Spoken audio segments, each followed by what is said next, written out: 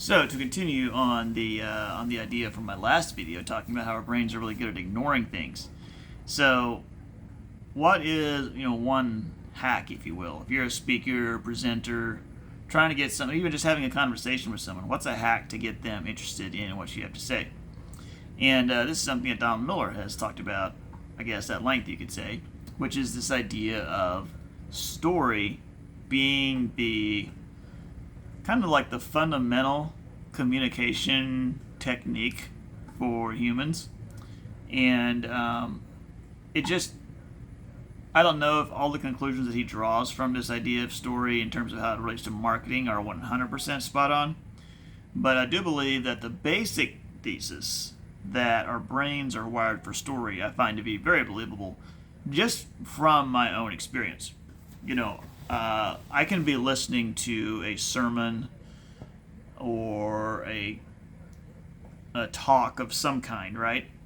And maybe at this point I found it rather boring. My mind's been wandering. I've been thinking about, or maybe it's not even that the thing itself is so boring, but I just had something interesting myself to think about. I'm excited about this thing I'm doing the next day, or I had this thing that happened last week that I'm still processing, or something like that. And suddenly I'm paying attention again. And I'm totally dialed in. My mind's totally following what the speaker's saying, what the guy or gal is saying. And not because I sat back and I said, okay, Craig, what you're hearing now is irrelevant. So pay attention. Try to lock in on what everything the speaker is communicating right now and take notes. And none of that happened. It's just the speaker started telling a story. And with a story, the brain just naturally locks in on it. It's like crazy. It's like how does that even work? That you can go from presenting facts to presenting a narrative, and suddenly you're just locked in. Like it's not, you didn't have to put any effort forth. You didn't try. It just happened. So pretty amazing stuff, and I think that skilled marketers, skilled communicators can use that to their advantage. So, that's something to consider when you're trying to get a presentation ready. It's like if you're a little unsure, you think like, oh no, my presentation may be a little dry, a little boring. Just sprinkle in some stories, and at least that way you have potential to pull your audience back in every once in a while if they start to check out on you. And so it's just interesting how a story. What is it about stories? I don't know. Is it the that we see them ourselves in it? Is it that there's a progression? Is it that progression? Is that what's captivating? Is it the problem? Without a problem, you don't have a story, right? So it's one of the fundamental building blocks of a story. It has to be a problem. It has to be like a conflict, essentially. Is it that our brains are kind of wired to if there's a conflict that we tend to dial in on it.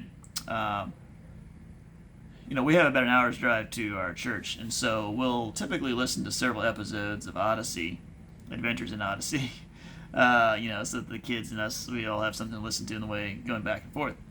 Now, I would probably be fine with listening to fewer episodes of Odyssey because, really, how much Odyssey does a guy my age really need?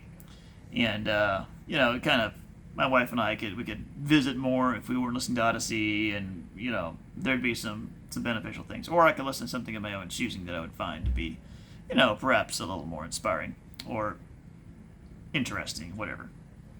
However, that being said, I don't generally find the experience of listening to Adventures in Odyssey to be painful. Even some of the episodes that are a little more,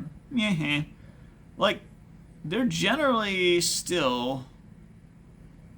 It's generally very easy still to focus on the story without really trying. It's not like it really takes me effort to be it's not like I'm usually just find my mind just wandering way off and come back 5 minutes later and be like, I have no idea what happened in the story between now and then. No, usually I'm fairly locked in on the story.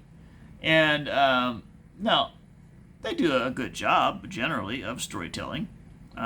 It's a good quality production.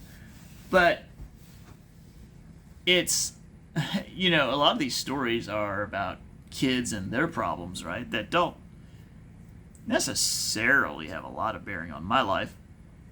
And yet, I follow them quite easily. I don't have to exert a lot of effort on it, paying attention, right? And it's just another example of the power of story, that how your brain just naturally locks in on it. It's incredible stuff.